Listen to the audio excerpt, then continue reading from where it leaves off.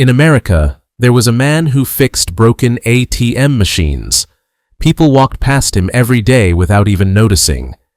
Today, he decides where money flows and where it stops, because success always has a cost.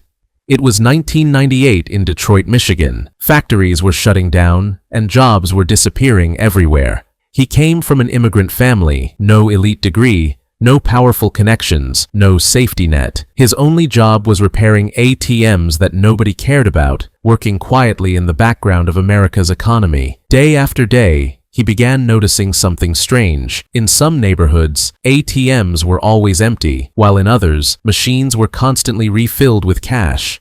That's when he understood a powerful truth. Money does not move randomly. It follows human behavior. After work, instead of going home, he sat quietly in public libraries. He studied economics, urban finance, and cash flow systems. While others watched TV or relaxed, he was trying to understand how America really works beneath the surface. His friends asked him, "Why are you so serious all the time?" He replied calmly, "Because average scares me." There were no parties, no weekends off, and no shortcuts, only discipline and focus. He launched his first ATM business, bought machines, and chose locations, and he was wrong. The locations failed and the money disappeared. But in America, failure is not the end, it is the lesson. He changed one rule: data first, emotion last. His next locations were smarter: bus stations, 24-hour stores, and working-class neighborhoods. Slowly, the machines started working, and real cash flow began to move through his network.